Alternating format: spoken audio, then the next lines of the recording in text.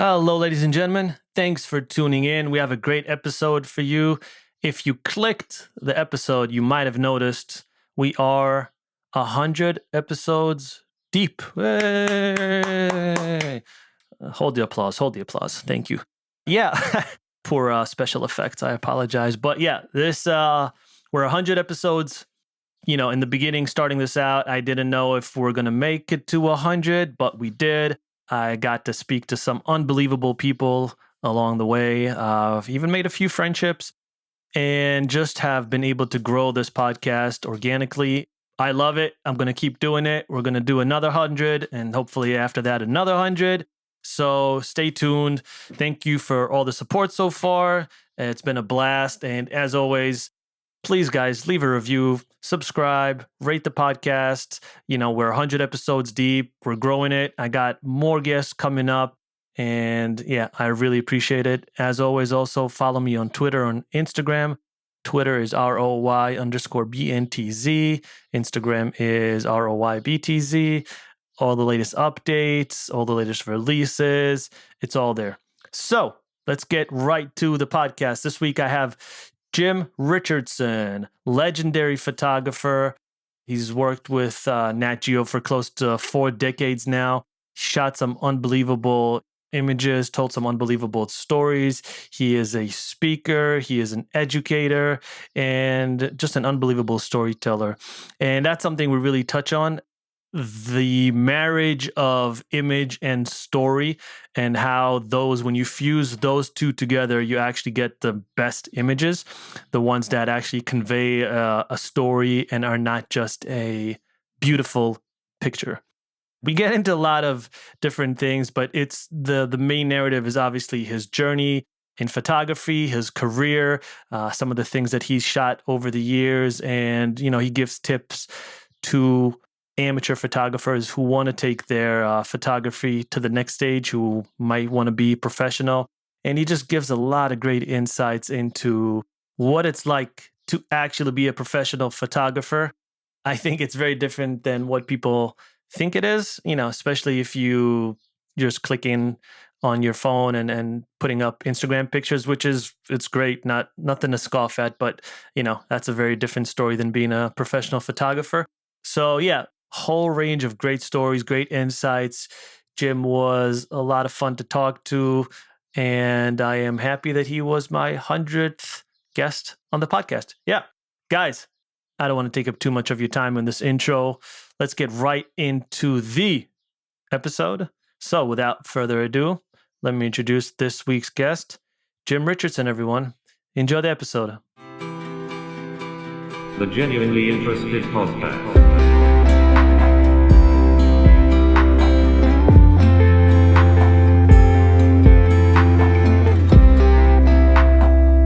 Jim, how you doing?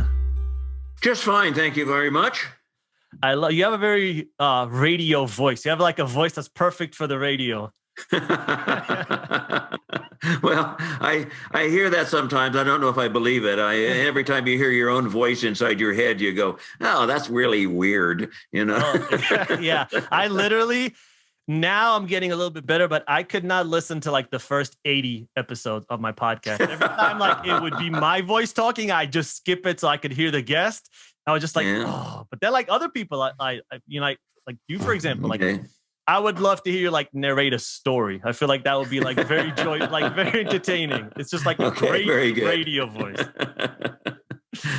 I'll put on the Sean Connery voice for you.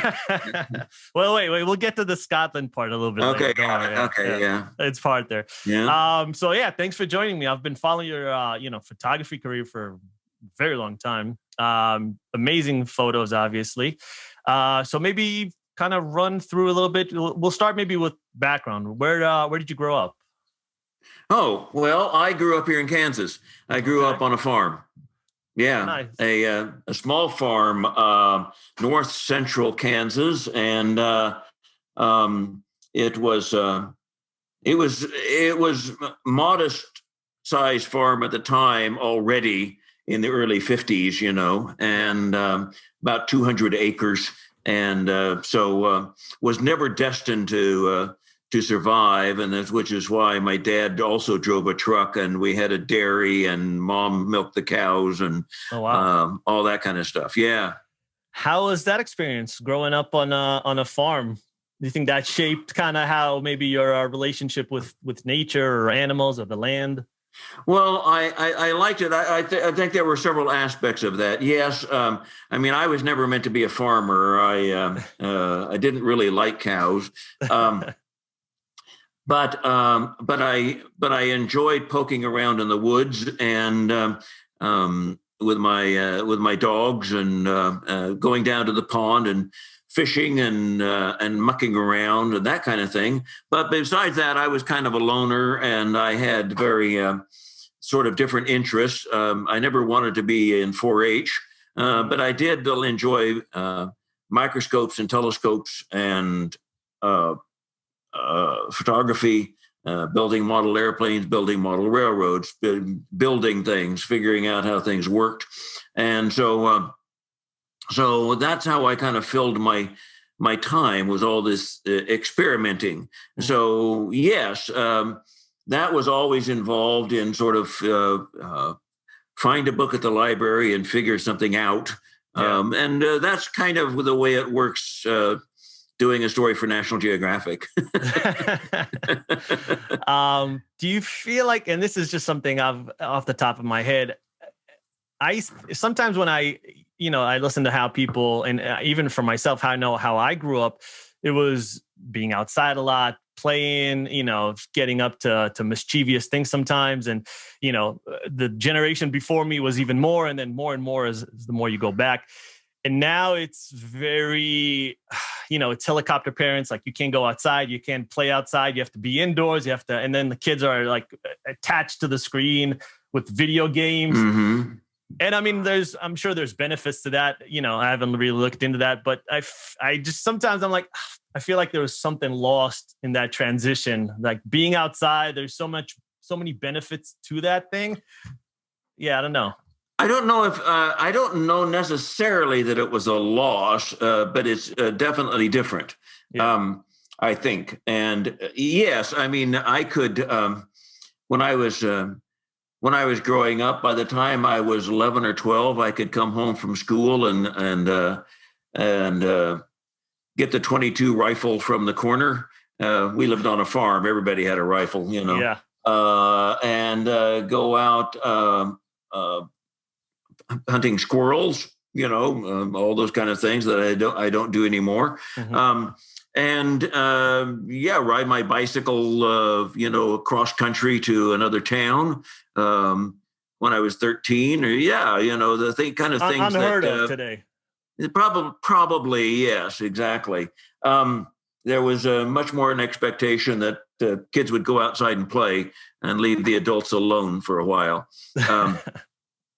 So that was enriching. And of course, I go back to the era in which I went to a one-room school as well. So that was one teacher for 8 grades plus kindergarten, 22 students. You'd have 1 to 3 students per grade. And that was a very different kind of learning experience as well. Poor Mrs. Johnson would have 5 minutes. 5 minutes for 7th grade reading, and then 5 minutes for 8th grade reading, and then you'd start in on math, and social studies and music and all of that in one room. That's probably a remarkably different. The only thing that would come close to that today might be homeschooling. Yeah, and which people, particularly, you see it here in the Midwest. I'm pretty sure you don't see it in Washington, D.C. very much. Yeah, probably less. Although it is getting more popular. I think alternative ways of education with tech, and maybe even COVID exacerbated it. Yeah, of course it did. Yeah, so I'm seeing like different ways that parents want to raise their kids. So who knows? Maybe I do think are advantages to that. I think the biggest advantage to school is the social aspect of it. Getting I don't know, getting a little tougher through those social interactions. Maybe getting made fun of once in a while, or making friends for life, or whatever it is. That social fabric, you can't replicate that in a digital way. So yes, but even so, if you are in a you described in your own life, a coastal life, mm-hmm. You're talking about schools that have several hundred students, if not several thousand. Yeah. And you pretty much spend your time with your own age group. Yeah. Well, obviously, my experience in a one-room school was very different. That you were around kids of all ages all the time. I remember one time talking to another guy who a farmer out here who grew up, and he said one time he asked his dad how to do something, and his dad said, "You're a farm kid, figure it out." And that meant that he was 13 and he was supposed to figure out what was wrong with the hydraulics on the tractor. Oh, wow. Yeah. So, yes. And everybody grew up driving a tractor mm-hmm. From about age 12 on, and fixing barbed wire fences and doing those kind of things on a farm. Yeah. So yeah, you were expected to sort of be able to head out the door and go do something, and come back when you had a question. But it was the onus was on you to not wait until somebody told you how to do it. The onus was to come back when you're stumped. Yeah. I like that. I like that. You have to, if you grow up thinking, I have to manage, I have to figure it out. Like, no one's going to mm-hmm. solve this for me. Eventually you figure it out. But if everything's handed to you, if people tell you from when you're small, don't worry, I'll figure this out for you. I'll put this thing together for you. I'll, whatever it is, I'll cook you the food. I'll make you whatever you want. You don't, I don't know. Those are some critical tools that you have to develop early on. The other thing about it, I think, though, is that it isn't just the answers that are preordained. It's the questions that are already decided for you. Yeah. And that can be debilitating, because it locks you into societal views even more. And the experience of people like me from the Midwest is that when we talk to people in New York, is that the New Yorkers are incredibly parochial. They know New York. They know expectations about New York. Yeah. Once they get out of New York, they view everything as if it were New York, with New York with less. I mean, I remember one time I had gone to ROTC summer camp, and my bunkmate was a guy from back east somewhere, and we discovered that we both liked classical music, and so we were talking about orchestras and the like, because I was a big fan of classical music as well by then. Okay. And so we were talking about the Boston Symphony and the New York Philharmonic and that kind of thing, and he got a quizzical look, and he said, "So you come from a town of 3,000?" And I said, "Yeah." And he says, "So I suppose you don't have a full orchestra. What do you have, a chamber orchestra?" And I'm going, it was kind of like, you have no idea. You have no. The high school band plays on the steps of the courthouse on summer evenings sometimes. What? Give me a break. You obviously have no conception of the whole cultural milieu outside of your cloistered existence. So do you feel like there is like I don't know, lower expectations maybe by people from certain states, maybe, I don't know, California, New York, like you said, coastal areas, of people in what they call maybe, flyover states? What I find that they typically do is that they judge by what they understand. And, so for instance, they can pretty well grade cities by whether or not they have a major league football or baseball team. Yeah. And they can grade whether or not there's a Montessori school, and they can grade by is there an organic market, so, but what never occurs to them is that if you ask them, so do you have a harvest festival in summer? Mm-hmm. And they would go, why would we do that? And I say, well, because that's a cultural thing, and if you were traveling in Africa, you would kind of understand, you might understand that there are different cultural expectations and different cultural events that define and give meaning to life everywhere where humans live it, so I think what they tend to do, and we all do, is we tend to look at other places through our own lenses, of course, and measure by what's missing, mm-hmm. and we from our own framework, what's missing in the other place. It's much more difficult to get into the framework of the other place and understand it on its own terms. Yeah. And which is why I find things like street photography so predatory. So, but we can get to photography later. Why do you think it's predatory? Because people go places like Cuba, okay, over and over again, because they find it strange and exotic, and they're basically using the people's lives there for their own entertainment, without much feelings of responsibility, without really, and you can tell, because while they go to Havana a lot, they almost never go to Burkina Faso. Yeah.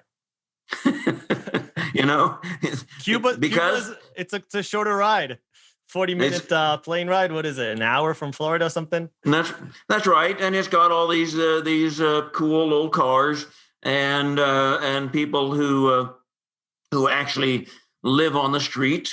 There is actual street life. Mm-hmm. So they adopt a photographic methodology, and then they sort the world into places that either have what they're looking for or don't. Mm-hmm. But they don't feel much obligation to understand places that they don't understand. Yeah. Yeah, that's the there's that's the difficulty.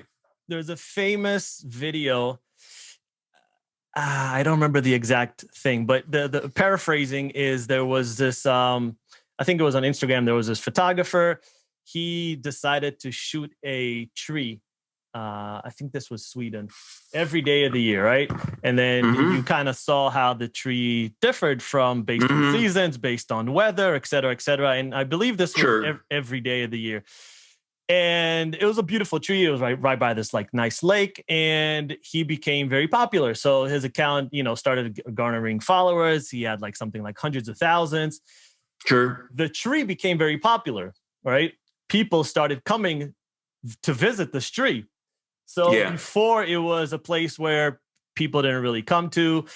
It was, nothing special. Because of this Instagram account, all of a sudden, thousands of people started to visit this tree. I don't remember the exact thing that ended up happening, but for some reason, because there were so many people there, the city had to cut down the tree. Yeah. So that's kind of the story. Like you want to make something, you want to appreciate something, but then through that thing, you end up destroying it. Yeah. Well, and that's just the phenomenon of people basically absorbing, adopting without much thought what somebody else has already done for their own purposes. and assuming that it's good. There is a place in Scotland. I know we'll get to Scotland later, but in Scotland, up on the Isle of Skye. And I remember being up there leading a workshop of photographers, and we were going up on the Kerrang, which is this great area of geology on the north end of Skye. And we were hiking in, and it's only about 1.5 miles, 2 miles in, okay. About a half a mile in, three of the photographers peeled off, and they waved and said, "Go ahead, we found what we want, what we came for." And what they had found was the bush. There is a little ravine there that frames up the Kerrang in the background, the geological formations in the background, and there's a bush that reaches out, kind of scraggly, claw-like, out of it. And I didn't realize that photographers come from around the world to participate in photographing the bush. Mm. And they're totally satisfied not to discover anything else. They're going to come there and do the same picture that everybody else has done with their own imprint upon it, and therefore join a kind of fraternity of photographers who have photographed the bush. So their picture will take its place along all the other pictures of the bush. And if you go on Google and you go Kerrang bush photograph, you'll find hundreds and hundreds of them. And and it's okay, fine. I suppose you can say that is like all pianists play a Chopin etude, but I don't think it's quite the same, because photography cloaks itself in this ethos of seeing things. Yeah. There's a that seems to be very prevalent. Obviously, I think Instagram has a major impact on that. There are a few places around the world where I could squint, look at them, and I would know exactly, I can't pronounce it, but there's this like famous mountain with the waterfall in Iceland. Yep, that one. Yeah, there's the snow monkeys in Japan. There's like a few things where people have seen it, and they're like, I have to go there, like the deer, like the bowing deer in Japan, right? Like Instagram popularizes certain places or certain things. And it isn't just Instagram, though. I mean, those kind of things have been going on for a long time. And what you can say with a fair amount of certainty is that if you see the same picture over and over again, what you know is the picture was taken very near the parking lot. That makes sense, yeah. Monument Valley is one of them. There's a famous picture by Ansel Adams of a couple of rocks forming a nice formation in the foreground, and then Monument Valley slipping off over the way. Well, those two rocks are literally 5 feet from the parking lot. Wow. I mean, it really is near the parking lot. Yeah. Yes. So when you see pictures over and over again, they aren't very hard to get to. Yeah. That's the basic rule, and people do them over and over and over. That's been going on. What Instagram does is industrialize the process. Mm. Yeah, so you always seen that going on, but this is on steroids. And there's have you seen there's an Instagram account called Insta Repeat? No, I haven't seen it. It is just this guy collecting all these images of people doing the exact same picture. Yeah. There's the picture of the woman walking off with a mountain valley behind and reaching her hand back to her boyfriend or whatever. And there's the picture of the woman in a plaid shirt with an outdoor kind of hat in a canoeing across some lake in Canada. Columbia. Yeah. Oh yeah. The amazing thing is that they are not just sort of similar. They're exact same picture. Yes. And it really is that people are sort of validating their own existence by reenacting what other people have done. Well, we're mimetic creatures, right? Like monkey see, monkey do, and we do that with everything, right? Like take any example. Startups, or I was in the beverage industry, like a new category would come out, next day there would be 50 drinks doing the exact same thing. Yeah, crypto, right? Like one Bitcoin, now there's a gazillion different like coins out there. And same with these images, like you said. Like I remember there was a time like the P&W, the Pacific Northwest, exact same picture with the exact same hat with the exact same, it's verbatim, one copies the other. And in photography, that process is the mechanism is facilitated by the photo contest, of course, because what happens is that, and this happens in photojournalism, and happens in travel photography, it happens in all kinds of things. Is that if something new wins the photo contest this year, next year the judges will see a lot of it. Oh, I see. Yeah. So people will, back in the 80s, the big story was women in the military. So one year, a woman in the military story gets a prize in the Pictures of the Year competition. Next year, there are dozens and dozens of women in the military stories. Yeah. So it's just the mechanism of it. But it is a cautionary tale.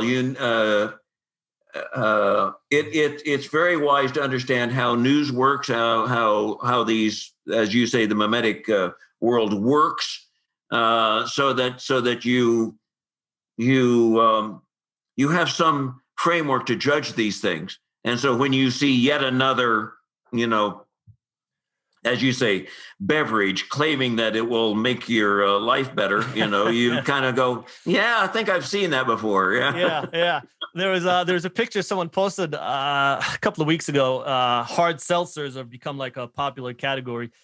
And seltzers. Oh, yes. And he took a picture in the supermarket. It was like 10 or 15 shelves, like, I don't know, 10 feet long. The whole thing was just hard. It was like 50 different companies doing it, right? Yeah. And 5 years ago, that wasn't even really a category. So I think it's hard being creative, being the first. Yeah, it is. It is, right? That's why we're like, okay, let's, I love what they're doing. Maybe I can just tweak it a little bit. Maybe I can take that and just add a little something to make it my own and make it. Well, we all do that. Yeah. I mean, we none of us start with a totally clean slate. Yeah. And so, yes, you do have influences. And if you ever listen to a late night radio show of jazz musicians talking about their jazz, you know that they're going to give the whole genealogy of where they learn certain kinds of things. Yes, and that's due credit. And of course, I mean, me too. I mean, I came out of the background of doing documentary photography in the way that that predecessors like W. Gene Smith and David Douglas Duncan and Henri Cartier-Bresson had done. Yes, that's very, very much the case. But I think there is a difference of taking those lessons and adapting them to your time than there is simply going out and repeating them. And I can give you an example. Please. What you will hear people say in photography. What you will hear them say is they'll look at a picture. They'll look at a very kind of an iconic picture, and what they will say is, well, if I had been there, I could have done that.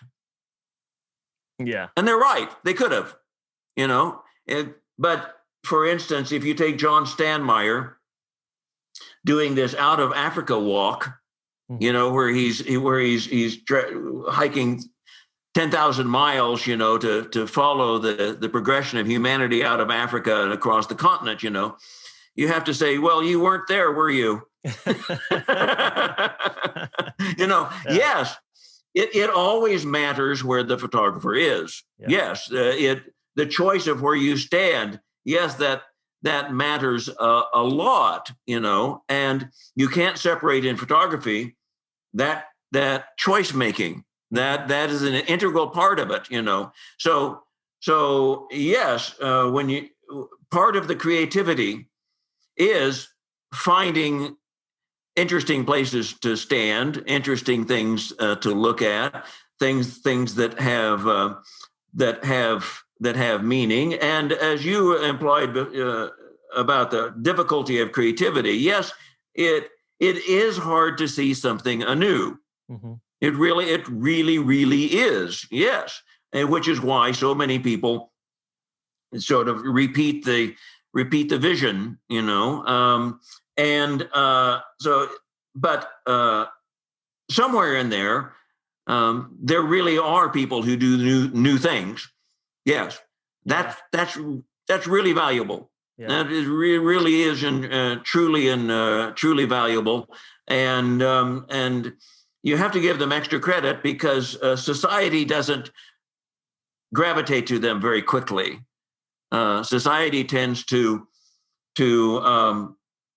want to hear the same songs again. Mm-hmm. It's kind of like when we go to a concert, we want to hear the hits, don't we? Yeah, we want to sing. We get pissed off at the musicians who refuse to play the biggest hits and want to play all their new music. Yeah, that's so true. I actually experienced that a few years ago. I went to some concert. Who was the band? I think it was Iron and Wine. And I wanted to listen, like you said, I wanted to listen to the classics. They played all new songs. I knew nothing. And me and my wife, we left kind of pissed. We're like, we wanted to sing along. We wanted to get the classics, but we didn't. Sure. Exactly. So, do you think I had this thought the other day. Do you think you look at the world differently? So I'll give you an example. I'm assuming, right? You go to a beach with like these big boulders, or you go to like a forest with some magnificent trees. And I'm assuming you probably immediately see like a frame, lighting, setup, composition. Like you already kind of frame it. Even if you don't have a camera on, you kind of see it, right? And a regular person, maybe that's not a photographer, they'll just, oh, this is a beautiful scene, right? They don't frame it in their mind. So do you think you have like a little bit of that?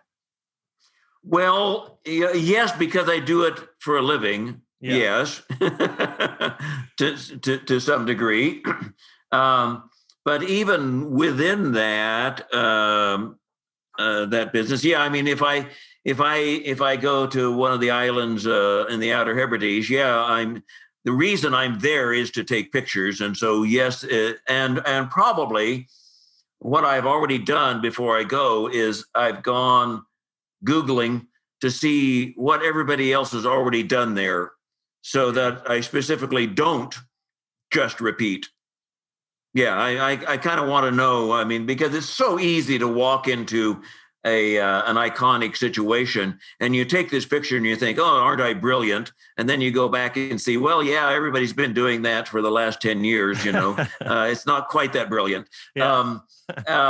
So there's the knowing of that. But then there is also this sort of business of being on guard to your own ego. That when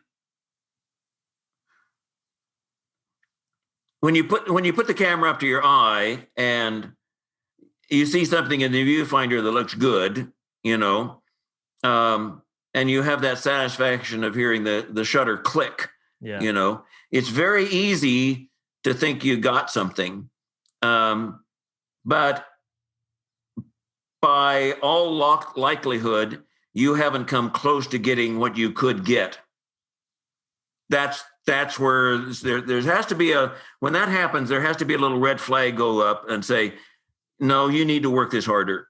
You need to reach for more. You need to try and see something you don't know how to see yet. You should feel some anxiety. This should not be a totally pleasure-filled experience. Yeah. I mean, photographers who go out and do photography because they want to relax, I don't understand.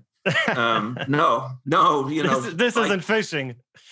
Yeah, no. This is about being responsible to the subject and about reaching further. I can be satisfied later when I've truly done something that is a stretch, and it is a stretch. You are standing in front of something, and you just don't know how the hell to do anything with this. And nagging in the background of my mind is always that, well, if one of my National Geographic colleagues were here, they'd know what to do. Yeah. That competitive spirit in you. And it isn't just competitive. It's recognizing that they're brilliant. Mm. It's recognizing that I've seen them see things before that I don't know how they did it. I don't know how they pulled that off. Sometimes when we get together, I say, "So how the hell did you do that image? What happened there? Well, how did you see that?" And fortunately, I can say for my own ego, sometimes they ask me the same thing. So so every once in a while, I know I pull something off. That's what I was gonna say. I think you're being humble. I'm pretty sure a lot of them would say the same about you. Like, how did you pull that off? What I noticed, like teaching workshops, is I can tell you this experience. You'll have students go out and they come back several hours later, and one of the students, you say, how'd it go? And they say, "Oh, it was great. I got a lot of really great pictures." And I can tell you right now, they didn't. They may have no good pictures. If they say that, if they say they got a lot of great pictures, nobody gets a lot of great pictures. Yeah. Out of a couple of hours out shooting, no, you don't. Yeah. If they come back and say, it was an incredible situation and I didn't know quite what to do with it, and I tried a lot of things, and I don't know, I feel like I could have gotten more, Mm-hmm. I'd like to look through their film because I bet there's some good pictures in there. Yeah. They felt the imperative to go after more. They didn't feel the immediate rush of satisfaction that comes when they press the shutter and they hear the click, mm-hmm. Because through the viewfinder, everything looks good through the viewfinder. Yeah. And the wider the lens you put on, the greater the effect. It always looks brilliant. Yeah. It just always looks brilliant, You have to be on guard. So what do you look for in a shot? What's your method, I guess? Because it seems like from what you're telling me that taking the shot is like the last step in a series of steps mm-hmm. leading up to that moment, but like you said, there's so many images, they all look the same. What is your method to stand out and to get that shot that will wow people when they look at it? You see, for me, that's a little bit of actually a very different question, because what I'm doing is I'm doing stories. I see. So it's not just an individual shot. I'm never thinking about an individual good picture. I mean, I like it when I get them. But for me, it's always that I'm always thinking, okay, so I'm doing a story about the Outer Hebrides Islands, or I'm doing a story about food safety, or genetically modified foods, or could be all kinds of things, And I have in mind by the time I'm actually out in the field holding a camera, I have a whole framework going of what this story is about, what kind of pictures would carry a narrative forward. And so I'm judging each of those individual pictures about how well they fulfill the building blocks of the greater story. So if I, for instance, we were doing a story on the Colorado River, and I knew that one of the issues about the Colorado River is that it never gets to the sea. So I went and found a guy who had a Piper Cub airplane, and we went flying down over Mexico looking for the place where the river, dissolved into the sands of Mexico. And we found it, and coming around on the far side from the sun, it had this sort of squiggly quality of a reflection, and then it was gone, and the rest of it was sand. Wow. So it's not a beautiful picture. Yeah. That isn't the point. The point is it's the right picture for that story about a river that's used up. Yeah. So when I got that picture, yes, okay, I'm kind of checking off something. I'm saying, okay, that can go into a story about the river and fulfill one of those very important things. So, I mean, there are other times in which you're just out there and you get something just beautiful, but usually that's the framework that I'm working from. But the image married to the story is what makes it perfect. Yes, in my case, yes, and there is, you see, very often you would see photographers who are hugely frustrated with working for National Geographic because what they thought of the magazine layout as if it were the gallery walls for their photographs. They had done these beautiful photographs and they wanted the best display for the individual photographs as if it were a gallery. And in the way that you would do a gallery show. Yes, exactly. But the magazine isn't a gallery.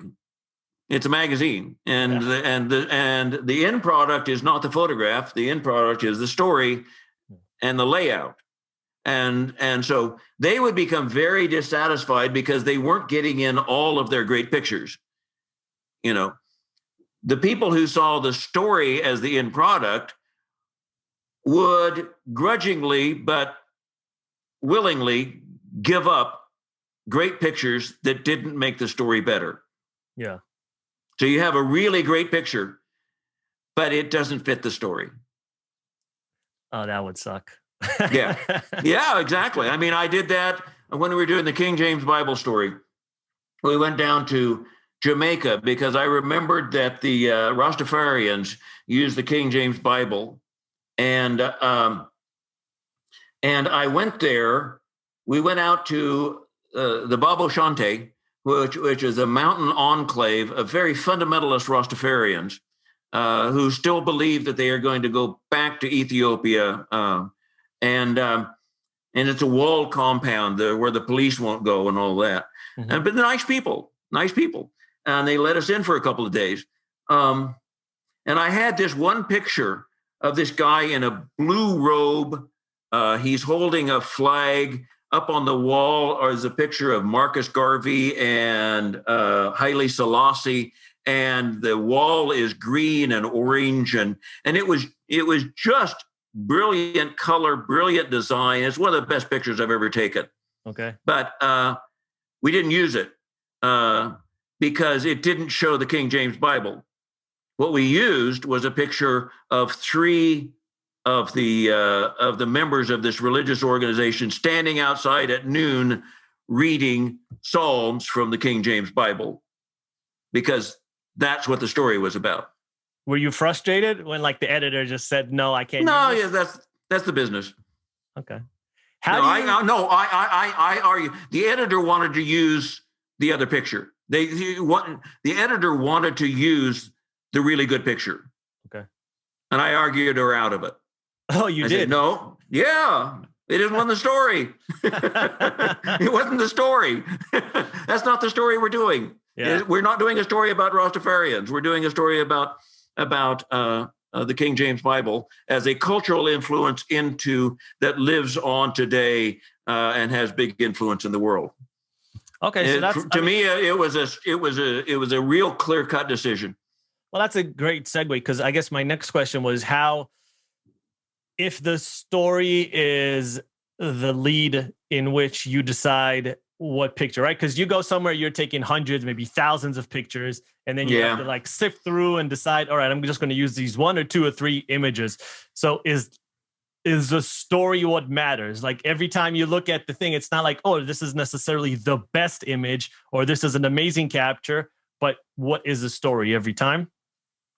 Yes, yes. Although you may not, there is some give and take there because you may not fully understand what the story is yet, particularly not in visual terms, until you get all the pictures in front of you. And so, yes, to go through that process, you might take, well, in the film era, it might be 1,000 rolls of film. That would be like 36,000 frames. Or in the digital area, 40,000 is quite common. And you do a cut. You like go through and you throw away all the bad stuff. Or you just go through and you save everything that might possibly be printable, everything that would be a publishable image, you know. And when you got to that picture of the tree and you had 3 near frames, well, you kept 1, you know. Yeah. So that gets you down to 10,000 pictures. Only 10,000. Right. And then you do a cut through there in which you're starting to look for the better pictures. And by the time you do the third cut, you're looking for really good pictures. And then finally you get down to the place when you get down to about 400 to 500 pictures on the in the thing. You know, there's pretty good stuff there. Yeah. And then you can start cherry picking. And you're looking for images that really, really stand out, that just scream at you. Just you can look at them from 5 feet away, and you can kind of like there's slides on a light table. You can look at them from 5 feet away, and you go, that one really gets to me. Because if they work small, they probably work large. Yeah. And that's just something you learn over time. And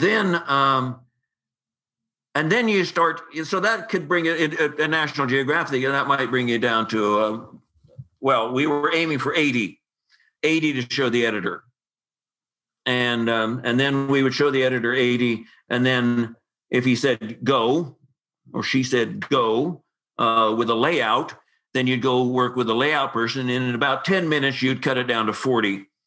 And that was pretty, you could do that pretty quickly. You could just kind of say, well, this one repeats this one, but this one's better. That one goes away, and things like this, then you're really starting to think about layout on the page. So that whole, but there are times in there in which there would be images, yes, that were spot on to the storyline. And then there are other images which you would sort of think, this fits, but I don't know quite why yet. It's saying something. Yeah. You would have pictures that really were saying something, and you weren't quite sure until you start getting into the layout business of putting them side by side, and you would see, oh, I get it. This picture next to that picture says a third thing, and that is something that we wanted to get at. Yes. So you would discover there was a certain amount, even at that point, there's a certain amount of discovery going on of how it worked. That's what makes the editing and the layout process so important, is because until you're really in there trying to say something, you don't know what you have to say. Yeah. It's the same thing with writers, Typically, how long is that process? We're dwindling it down from like 40,000 to a few. Oh, well, back in the film era, it would be 2 weeks. But nobody else does that, nobody. So it's not a typical experience at all, And today it would be much different. You'd be doing much of that weeding and editing while you're out in the field, sending pictures back online to an editor. It would be building up as you go. The process is different, the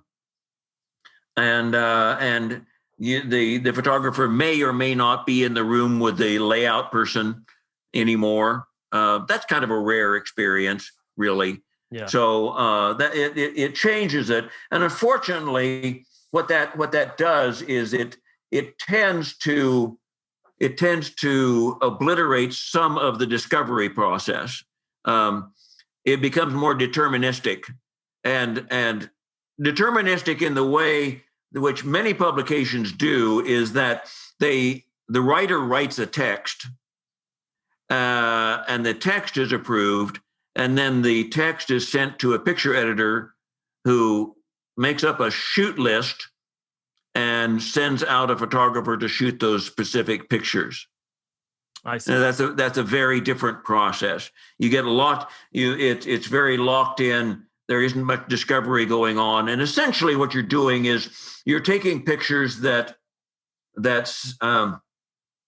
simply put, what the picture says is that whatever the writer wrote is true. Yeah. That's all it says. It's a visual account. The writer says Hoover Dam is big, and the picture, well, there's just much more replicates impact. Like we're visual beings, right? When we of course there is. Yeah.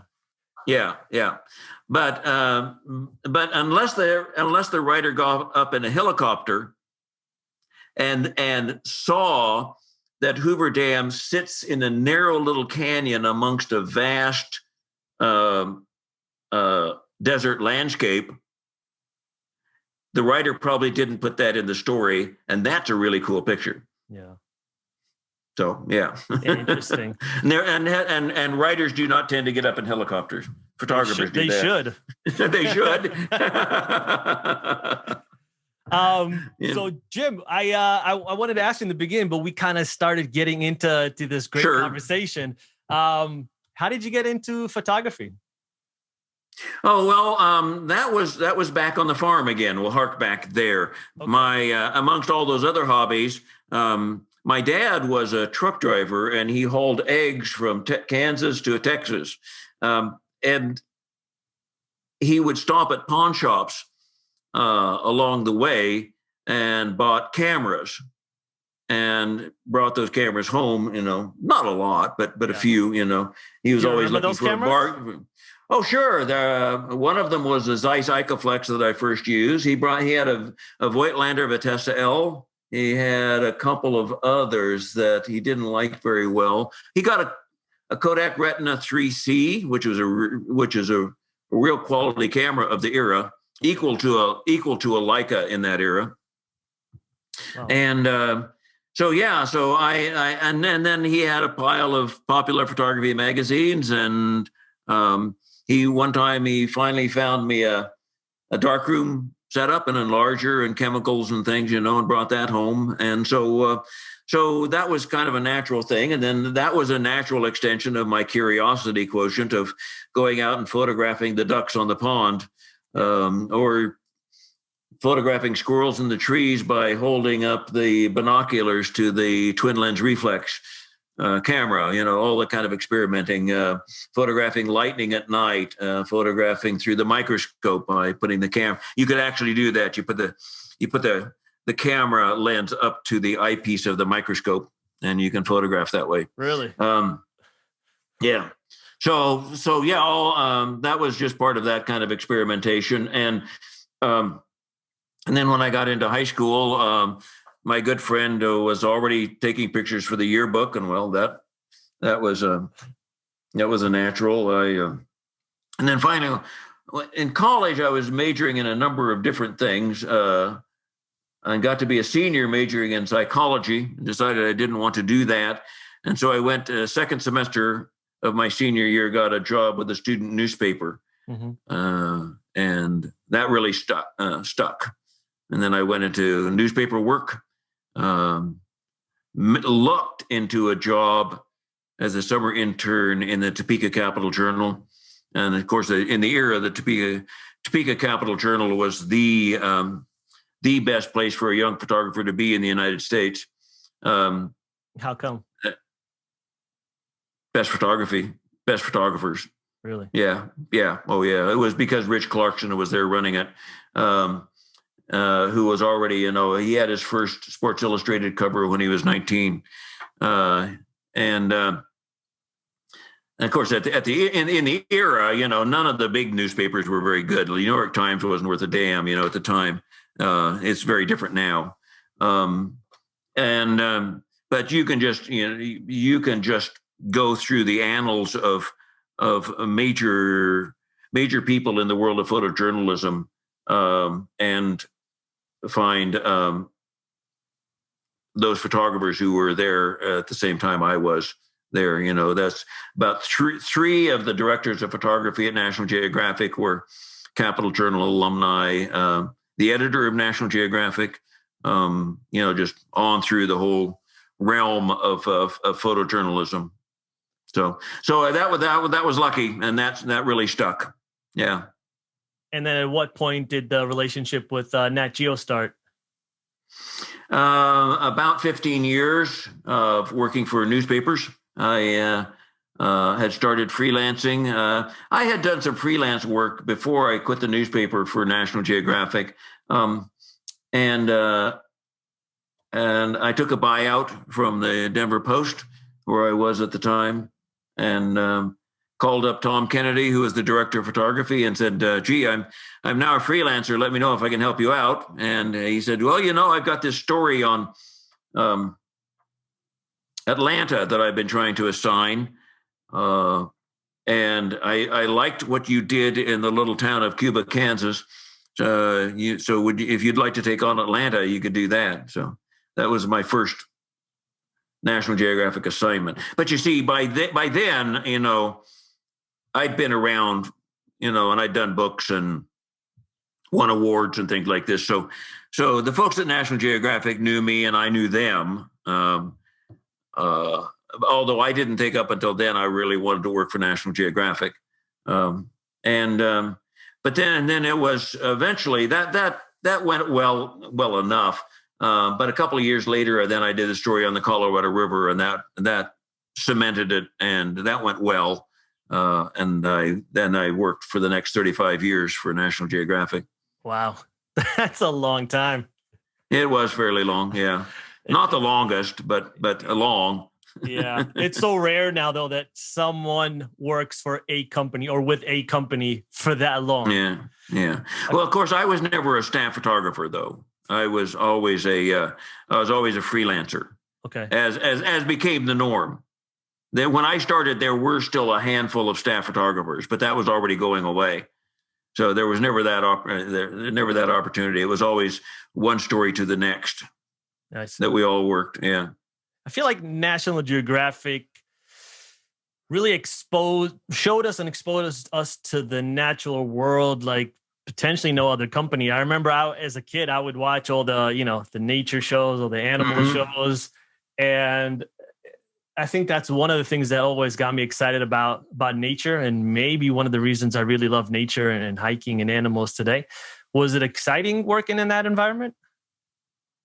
Oh, sure. I mean, the thing about working for National Geographic was they gave you great support and great backing, both financially and in time, and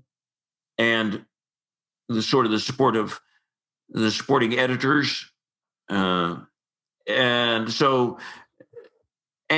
you were always in there working with. In the atmosphere of a lot of great photographers. So, and you kind of always knew that if you got an assignment, there's any number of other people who were probably better that could have gotten it. So you needed to buck up. Yeah. And because you have to realize there was no place in the world that would give you better support, more time, everything. And so if you can't do it under those circumstances, then you probably can't do it. Yeah.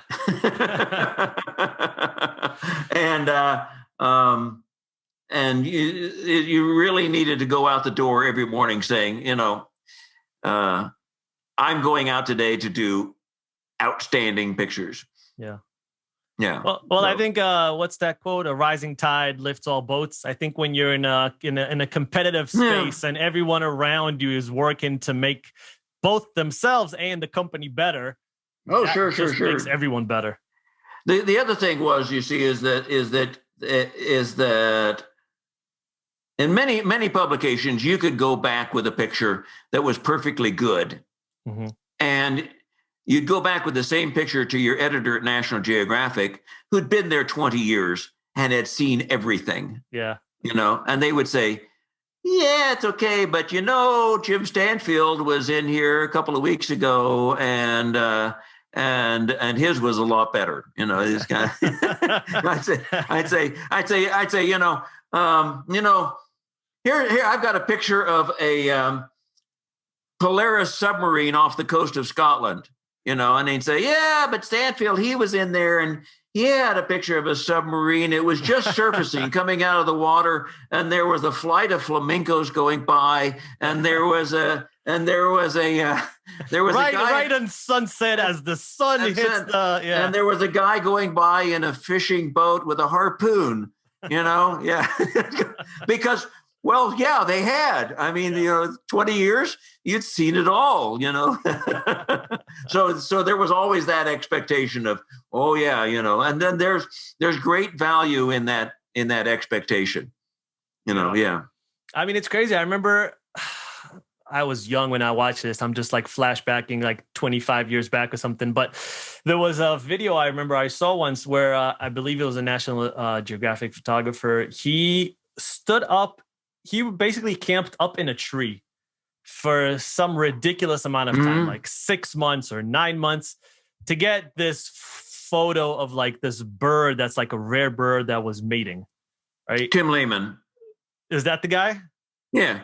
Yeah. Well, there may have been somebody earlier, but Tim Lehman's the main guy doing that now. All these birds of paradise.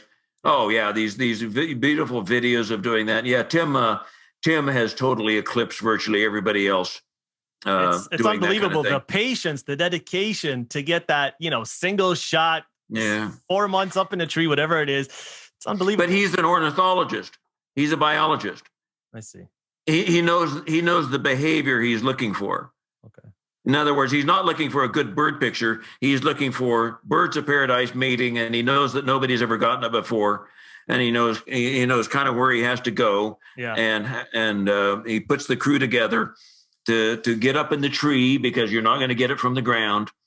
And that's amazing. I love that type of dedication. Oh yeah. Well, but that comes from somebody who knows there is something in the world that they want to image, that they want, and then they start figuring out, well, what do you have to do to get it? Yeah, and that makes a big difference on the kind of pictures you can produce. Yeah. Well, I saw you had a similar thing where this was where was this? I think it was like marble. Maybe it wasn't marble. It was a cave, I believe, in Scotland, and you like Fingal's Cave. Yeah, you sent like a boat with like lights inside, right? There's a couple of guys back there, yeah. But you have to understand that I had been there 7 or 8 times before the light bulb went off. Okay. About what I needed to do to make a different picture out of Fingal's Cave. Yeah. I mean, it's an amazing picture. Well, I will say no. Yeah, nobody has really done that before or since. Yeah. So now that we touched on Scotland, why? Well, now that we're touching on Scotland, why Scotland? You seem to have a specific fondness, so we say, for Scotland. Oh, you're not originally from there, so what attracted you to the place? Well, going back to the whole the background of it. I had done several stories, a couple of pretty thankless stories for the director of photography, again, Tom Kennedy, and like the Ogallala Aquifer and a couple of others that nobody else wanted to do.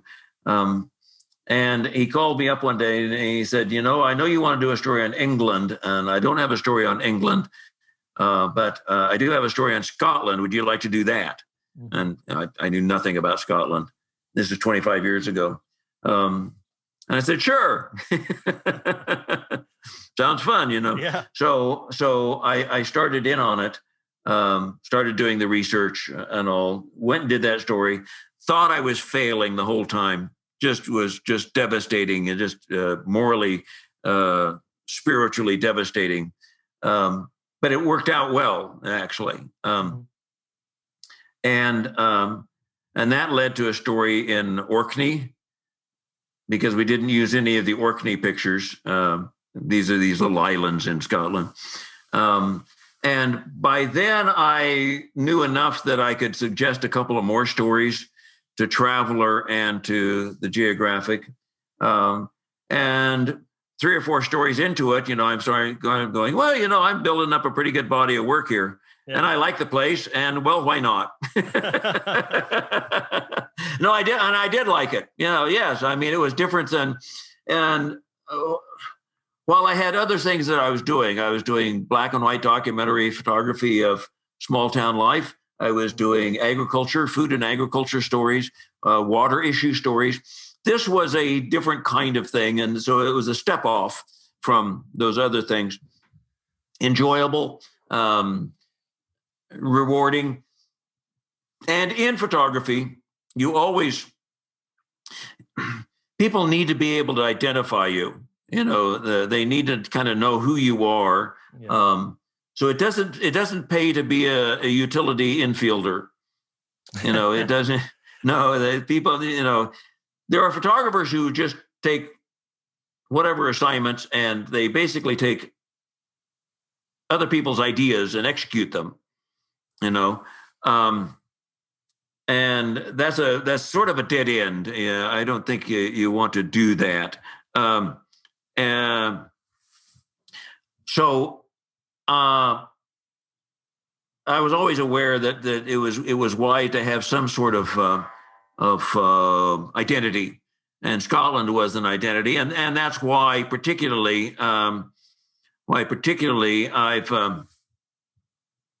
spent so much time devoting my Instagram to Scotland, because it makes a difference to people to have a clear expectation of what they're going to see. Is that a biggest compliment you could get as a photographer, when someone says, when I see an image, I know that is your image, even though your name is not attached to that image? And there are a few people that personally, like, I look at the image, I know straight away who that belongs to, right? They have such a style, such a unique sense of what they shoot, how they shoot it, that I don't even have to look at the name. Yeah, that's an interesting outcome. I mean, there are photographers who kind of do that on purpose, and then there are other people who it comes organically out of the process somehow without really meaning to. Mm-hmm. I do know that, yes, that people have said that to me before, that they can recognize images, but I can't say that I know exactly what it is that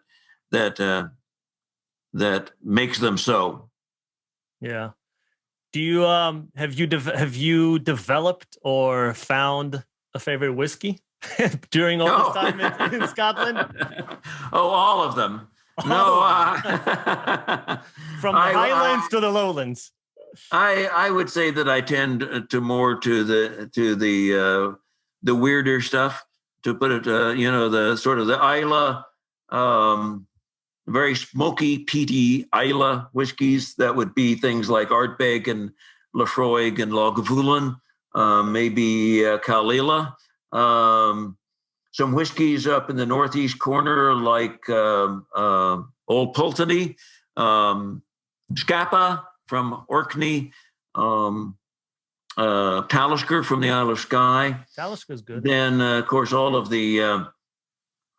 Then there's just a whole bunch of them from the area around Speyside. They're in north central Scotland, as it were. No, they're all drinkable.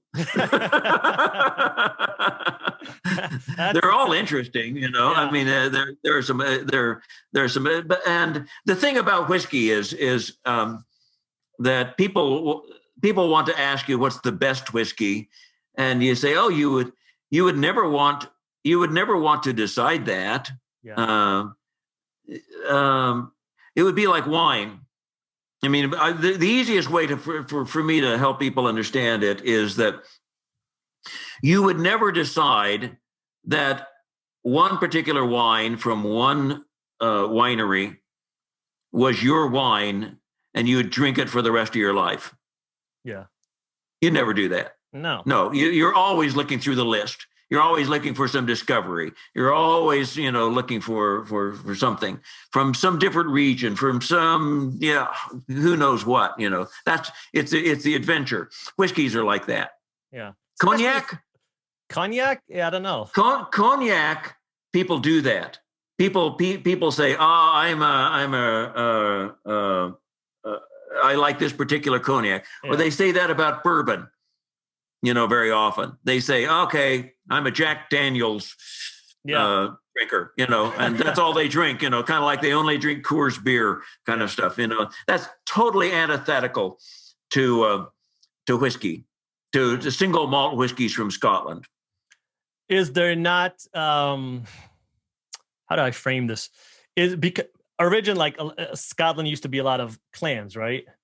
And, sure. I would imagine, not that I have no idea, I've never been to Scotland. I know very little about whiskey. This is just me hypothesizing that maybe certain whiskeys, because they are created in certain areas, belong to maybe or associated with certain clans, and maybe they wouldn't associate with the other ones, right? Oh, this whiskey is ours, therefore we only drink this whiskey and we do not associate with the other whiskeys. Is that a thing or not really? There seems to be less of that than you might think, and some of it has to do with timing. The whiskey industry, I mean, if you go back, about the oldest distillery you can find, I think might be Strathisla, and I think that might be 1789. Oof, wow. Maybe. So that's the very earliest one that there was whiskey making going on before that, and various things came out of the whiskey industry. But most of the whiskey distilleries today they're old if they're 150 years, and they're oldish if they're 100 years. Yeah. So they aren't terribly ancient. The clans, by the Battle of Culloden in 1745, was pretty much the death of the clans. So you see, the whiskey industry really was coming on after the eclipse of the clans. I see. So yeah, you don't have that sort of. But what you do have, though, is that you can only make a particular whiskey in a particular place. Yeah. Because of the aging of it, particularly because of the aging.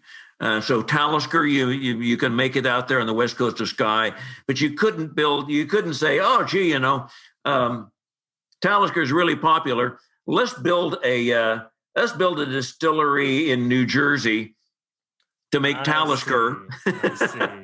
And then we won't have to ship it overseas. Yeah. Can't do it. I mean, people have tried. The Japanese have tried. They bought out a whole distillery and shipped it to Japan and rebuilt it, you see. And it made good whiskey, but it didn't make the same whiskey. I see. Yeah. Just because of the environment. In the environment, just all kinds of things, yeah. Which is kind of the delight of it, that Bunnahabhain comes from the east coast of the Isle of Islay. Southwest coast of the Isle of Islay. Yeah, it comes from that particular place. It's got a particular history. It's got the territorial connections, all those kind of things, that make it very particularly from that place. Yeah. And you can't just willy-nilly say, oh, demand's going to go up next year. Let's make some more. No, can't do that. Which is kind of amazing. In this hyper industrial capitalist era that we live in, where everything is mass market and we want to grow. When you have and you can have anything. You can have anything when you want it. You want shipped to your door next day, free delivery. Yeah. There's not a thing that I cannot grow. Where this is like saying, no, we want to keep it traditional. We want to stay true to our values. We want to stay, as local as you can be. That's kind of amazing. It is kind of nice, and it's enforced upon them. I mean, there's they in a way that is particularly age related, because the most valuable whiskeys are the older ones. Yeah, 18. What's the oldest one? Do you know? There might be a few bottles around that are over 50 years old. Wow, and they are fantastically valuable. Yeah, but you're talking about a few dozen bottles, maybe. Really, just not a lot. It's probably mostly collectors. Oh, those things are auctioned off, and yeah. But it's also that let's say, if you say that 25-year-old whiskey is selling at very high prices, let's make some more 25-year-old whiskey. So you have to lay it down this year and not collect on your money, the cost of production, for 25 years. Mm-hmm. Or you have to do this little calculation. You say, I have a cask here. It's 8 years old. We could sell it this year, or we could hold on to it for another 17 years. Mm-hmm. And sell it then, and what would be the return then? And so it's a very interesting calculation. Well, it's a crazy business model like that. It's almost incomprehensible nowadays, right? Because just for example, I used to drink Macallan, and I remember there's like a 12-year-old, 15, 18, and I believe 21, maybe even more, but that's just off the top of my head. And to think, all right, let me start this amazing business. Great. When are we going to see sales? 15 to 21 years from now, we're going to put it on the market. It's going to be great. Don't worry. Trust me. Give me your money. And they do. Yeah. And they do. There's a new distillery. There's a number of new distilleries, but there's a new one out on the Isle of Harris called the Isle of Harris Distillery. Makes sense. And so you start distilling this year, and you're not really going to be able to sell that whiskey for 8 years. You're going to be putting it in a cask, and you're not going to be able to sell it. So what you do is you make gin. I see. So you can either take that spirit and you can put it into a cask, or you can make gin and you can sell it tomorrow. Oh, I see. So Isle of Harris gin is one of the best gins in the UK, and hard to get, and unique, and got a great story. I mean, it's all that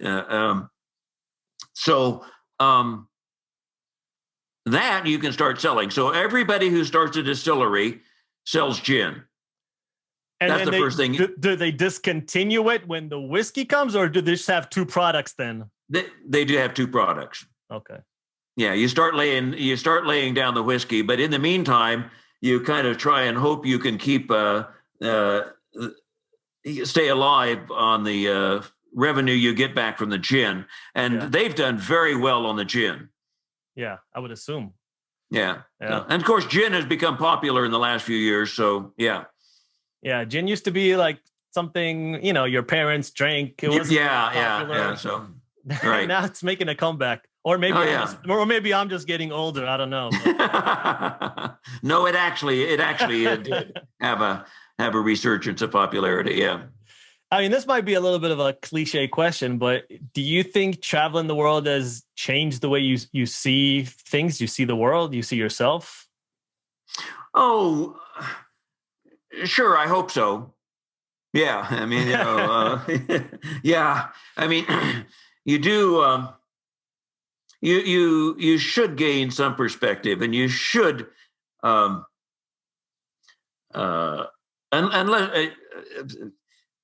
this isn't entirely true, but I would expect to people who go out and see the world to come back and um, if they left Mhm. saying things like, America is just the greatest place in the world, and no place else can hold a candle to it. And then they go someplace else and they see how other people do things. Then they come back and they say, well, America's still a great place, but Yeah. they do okay. They're all right. Yeah. Yeah, and I see why they do things the way they do them. Yeah, I would hope there would be at least that. Mhm. Yeah. Yeah. Um, it's always difficult to get outside your own culture and your own frameworks, but you would hope that happens. From experience, I can say that it does happen with some people, and it doesn't very much with others. Yeah. Well, the way you travel is very different than the way 99% of people travel, because the way most people travel is I go to, let's say, Mexico. I sit on the beach all day. I interact, not a lot with the locals. I taste maybe some of the local cuisine. And after a few days, I hit back and I say, oh, Mexico was amazing. And that's, for the most part, that's how a lot of places are. You go for a short amount of time, you go to the nicest places, and you interact very little with the locals. But you are the opposite. You go for a long amount of time, you interact with the locals as much as possible, get the story, immerse yourself, and it's a completely different perspective than the average tourist. There's a fair amount of travel that is really simply luxury living someplace else. Mm-hmm. You don't really want to be you don't want to be troubled with the problems, local problems of a place or anything like this. And so that is certainly true. But there's a whole lot of other kinds of travel that really is immersive, based on encounters, that you have to really give people credit for, and I appreciate that too. Yeah, there is, like you said earlier, when people say about the U.S., oh, it's the greatest. I think there's also a flip side where now there's there's sort of a revolt, where there's a growing sentiment within many people that the U.S. is horrible, that the U.S. is horrific. And I think that those people maybe have not traveled enough or seen the world enough to know how good they actually have it. And the fact that they can do that, the fact that they can tell the government that it sucks, that they have all this privilege to have free speech and to say those things, they wouldn't have those in the countries that they presume are better. It's a weird, The parallel to that in the UK is the view of the Empire, which did the British Empire, which did many horrible things, and also did a lot of good things. It's a difficult position to hold, hold both of these views together and at the same time, so it's unfortunate, but seeing it all in balance takes a lot of work, and it takes a lot of understanding, of which probably none of us is fully capable. Yeah. Frankly, it's much easier to adapt and adopt the common wisdom than it is to deal with the nuance. So nuance is dead, especially in this 100 or now it's 280 character on Twitter. Yeah, it's I look at it as history is filled with bad things. There's Turkish, genocide over Armenia. There's Germans, what they did to the Jews with the Holocaust. And there's, the Belgians killed like 30 million Congolese. Rwanda. It's just endless amounts of humans being horrible to one another in different circumstances, in different times. Mm-hmm. And I don't know that I can look at a certain people, right? Like, I'm Jewish. I don't look at Germans as bad people. They're good people. People did bad things in the past. That's in the past. There's no way, there's no reason for me to judge currently modern day people based on things that were done 60, 70, 80 years ago. That's just But my view. you're not going to forget, and of course, if we do forget, and we just you also can't say, well, it was in the past. No, you shouldn't forget. That was okay. Yeah. No. I'm not saying it's okay. I didn't say that at all. No. I know, but it's just, and my grandmother was in the Holocaust. It's just, but it's just. Humans are bad. We've done a lot, but they're also good. They're bad and they're good. We've come out of it better nowadays. I think, generally speaking, we're better off than we were 50 years ago on most metrics. There's certain. We hope so. Yeah. I hope so. There's certain things obviously that we can improve on, but yeah, that's just the way it is. All right. So, before we go, maybe just a couple of questions. Yeah. What do you think is, and this is something I remember my teacher when I was learning photography told me, what do you think the difference is between taking a picture of something nice and taking a nice picture?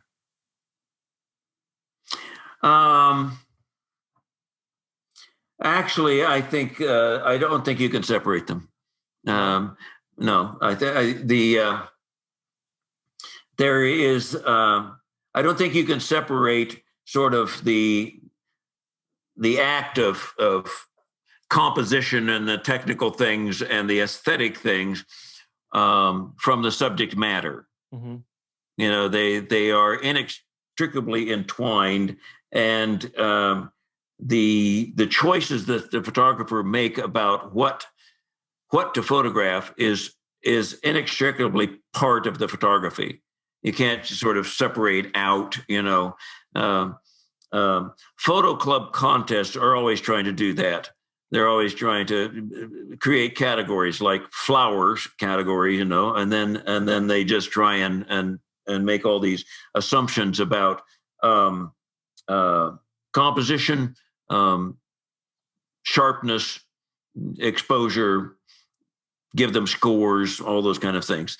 I don't think it works that way. I think that when you really come down to pictures that really work, that they are whole-blown expressions of the photographer and all the tools at their disposal. Probably you would not, if you took your question and said, what's the difference between a paragraph about something nice and a nice paragraph? Yeah. You would see immediately the fallacy that you can't separate subject matter from execution. Yeah. Yeah. No, that makes a lot of sense. Yeah. All right. Next question. What are some tips for amateur photographers who potentially want to take their passion and love of photography to the next level, being, potentially a professional? I think that they have to, at some point, they'll have to come to grips with whether or not they want to make it into a business. It isn't just about taking better pictures. There are plenty of amateurs who can take great pictures. Yeah. That's not it.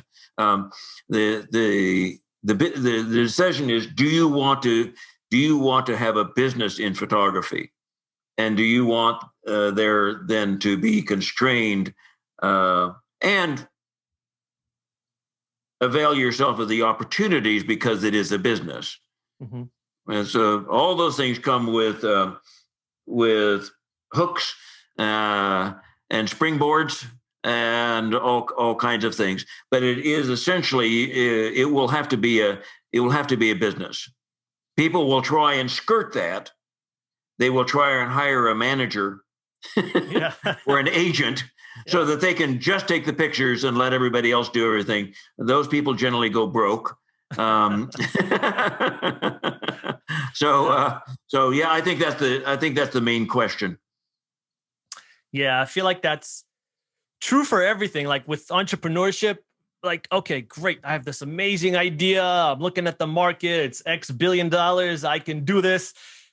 And then when you start looking at the business, when you start building it out, fleshing everything out, looking at the market, Yeah. then it becomes extremely difficult, and things that you never thought of before pop up.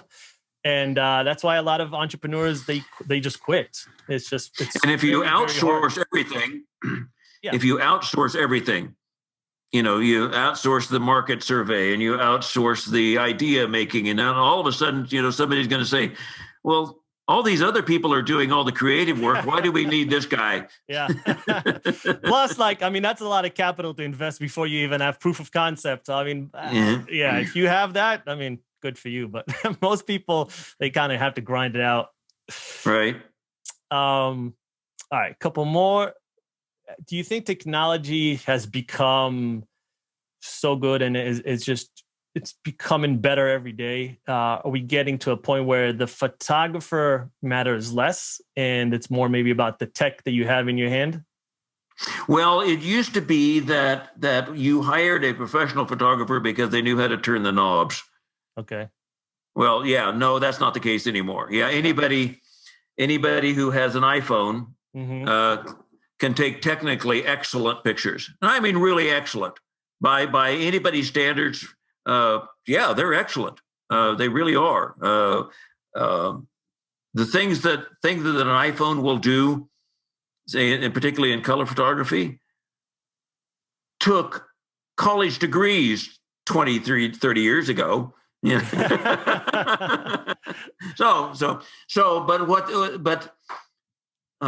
But that's part and parcel of the progression that always happens with technology. And so in this case, what happens then is it becomes less important that the photographer simply know how to punch the button, and it becomes much more important about what they are saying and who they are saying it to and how well they know how to use the various platforms available. And the most simple way of saying it is, are they interesting? And if they're not interesting, I don't care how good the color and the sharpness is. It's a boring picture. Yeah. There are too many. That is the big transformation. There are plenty of people out there, not just that they are interesting, but they are interesting in a way that they will get this in front of people, and know how to do that. So the complex of skills has changed, but you were still in the business of saying who can go over the highest bar. Yeah. The bar keeps going up. It does. So what was good enough 10 years ago isn't good enough anymore. Oh yeah, not even 5 years ago, 3 years ago. Yeah, exactly. Yeah. Were you an early adopter of technology? So let's say when we switched from digital, when digital was coming onto the scene, right, and it was starting to replace film, or when, so like, let's say Instagram or other social media platforms started popping up, were you resistant? You're like, no, I don't want this change? Or were you, one of the photographers like, yeah, I'm grabbing this with both arms. Let's see what this technology can do, and try to see the potential. No, I like when I took the first Nikon D100, their first digital camera, on the road with me when I was shooting a story on the Great Plains, and I saw what you could do with it. I said, well, that's the last story I'm shooting on film. That was it. Period. I'm out of here. There was the advantages were obvious. Yeah. Yeah, done. Instagram, there were about 4 or 5 of us early on at National Geographic who started posting on Instagram for National Geographic. And I think, what do we have? We have 150 million followers now. No, I got in very early on that. most of the photographers said, "Why do I want to post my pictures for free?" And I just kind of went, "I don't know for sure." But something will come out of this, something's going to come out of this. And I just said, I know that this is a pact with the devil, and I know that there are trade-offs. But I'm very glad I did, because people who adopted early generally were the people who were able to build really big followings. Yep. Yeah. Yeah. I mean, so yes, I was always kind of like, yes. Snapchat, I never got Snapchat. I'm sorry. Me either. I think you would have to be like a Gen Z to get like TikToks and the Snapchat and all that. I actually tried to download it once. I was like showing this I was like, my wife, I was like, what, it disappears. Like, I was just like, you know what? I don't need another one in my life. I can barely handle like Twitter and Instagram. Like, one more social media platform is going to make me lose my mind. Yeah. But you do, but I recognize, I got to stay open to that stuff, No, it's amazing. You built a massive audience. And the thing about like free, because it's interesting, right? In the beginning, everyone, I think this was true for a lot of things, like, oh, why would I give free stuff away? And the idea of building a community or building an audience base, I don't think that was hearts and minds in the beginning. That took a little bit of time for people to understand. Now everyone wants to build a community and an audience. But 10 years ago, they weren't thinking along those same lines. It wasn't obvious right away. Yeah, it wasn't. Yeah, and that commercial clients would pay for that audience. Mm-hmm. Yeah. Well, now it's everything, right? Like, just for example, I just finished writing a book. I haven't like published or anything, but when I was talking to the editor, one of the first things she said to me was, publishers look for numbers. They want to see that you have a Twitter following. They want to see that you have an Instagram following. They want to see that you're active, that you can help them in the marketing. And it just seems like every industry you go to now, that's a big thing. Darn right. Yeah. It's all numbers. Yeah. Photographers used to make pictures. Now they deliver eyeballs. Yeah. Well, Jim, this was a lot of fun. Thank you. I've enjoyed it. Thank you for taking the time. Yeah, thank you for taking the time. I really appreciate it. This was a blast. I've been meaning to talk to you for a long time, so I really appreciate the time today. Yeah. Very good. Well, I admire anybody who can make a go consistently of a podcast. I know that it can get to be a drag about episode 96. Yeah, just about 3 or 4 after that. So I think I'll keep with it for now. It's very good. Honestly, I love it. It's fun. Like, great to have conversations with people like you. I absolutely love it. And I get energized after each one of these conversations for the rest of the day. So good deal. Thank you so much. Where, obviously Instagram, but are there other places people should look you up, find you, follow you? Oh, I'm on Instagram and Instagram stories. I suppose you could find me at my website, jimrichardson-photography.com. You probably, if you Google around, you're going to find me in any number of places. Guys, go follow him. Amazing photographer, just great storyteller. Go follow him. Jim, thank you so much. This was a pleasure. I really appreciate it, man. Thank you, Roy. All right. Good luck with it. Thank you. Bye. Bye-bye.